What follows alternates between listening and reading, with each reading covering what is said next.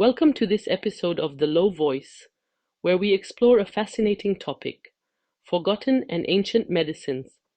Today, we delve into a world where every plant, every spice, and every food carries an energy capable of healing, repairing, and balancing. This is knowledge passed down through generations, often forgotten in our modern lives. In many traditions, from prophetic medicine in Islam to Ayurveda in India, nature is seen as a living pharmacy.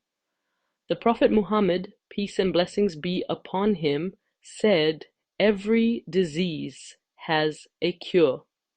This message resonates with the philosophy that every element of creation has a purpose. For example, honey is known for its antiseptic and healing properties, fenugreek for its digestive benefits, and black seed oil for strengthening the immune system. In the mountains of India, herbalists continue to use blends of spices like turmeric and ginger to combat inflammation. Isolated Amazonian tribes possess profound knowledge of local plants, capable of treating illnesses that modern medicine sometimes struggles to address. This wisdom is deeply rooted in careful observation of nature and an intimate relationship with it. What sets ancient medicines apart from modern medicine is their approach. They view illness as an imbalance to be corrected at its core, rather than a symptom to be eradicated. Today, medications often mask symptoms without addressing the root cause.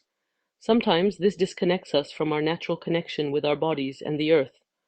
One striking example comes to mind. Someone once requested a daily delivery of fresh camel milk for an entire month. This person suffered from diabetes and had heard about the benefits of camel milk for this condition. Imagine their joy when, after a few weeks, their blood sugar levels improved significantly. This simple, natural remedy proved effective where conventional treatments had not delivered the desired results.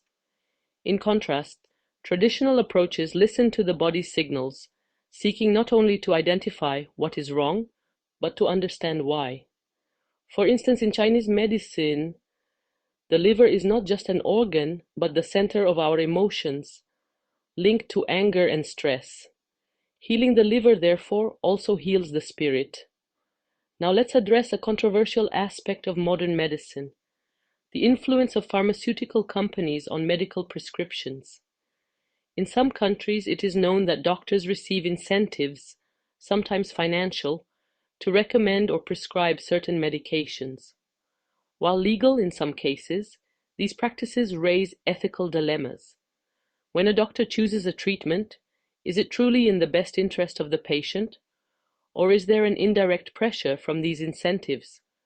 This system can lead to over-medicalization, where the goal shifts from healing to selling medication.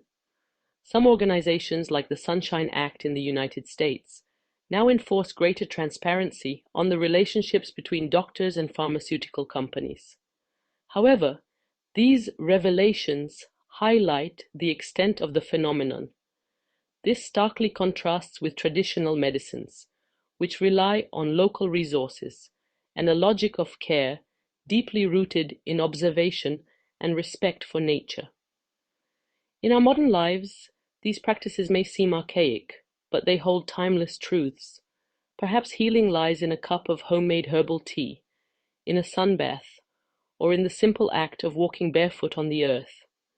Scientific studies are beginning to validate these practices, showing, for example, that turmeric is as effective as anti-inflammatory drugs, or that garlic has natural antibiotic properties.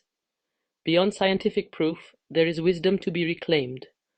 A wisdom that reminds us we do not merely live in nature, we are an integral part of it. What if, instead of solely relying on pharmacies, we relearned how to use what grows beneath our feet? More and more people are rediscovering these traditions. Local markets, organic farms, and medicinal plant workshops are flourishing. Modern practitioners are combining ancient knowledge with current research to offer alternatives that respect both our bodies and the environment. This return to our roots is not a critique of modern medicine, which has its merits. Instead, it's an invitation to complement it with a more holistic perspective. It's a call to remember that sometimes the best remedy is the one the earth provides without artifice or packaging. Today, I leave you with a question. What is your relationship with nature? Have you ever listened to what your body tells you when it's nourished by simple, real foods? If ancient medicines teach us anything, it's that healing begins with reconnecting to what is essential, nature and ourselves. Thank you for listening today. Take care of yourself naturally. See you soon in another episode of The Low Voice.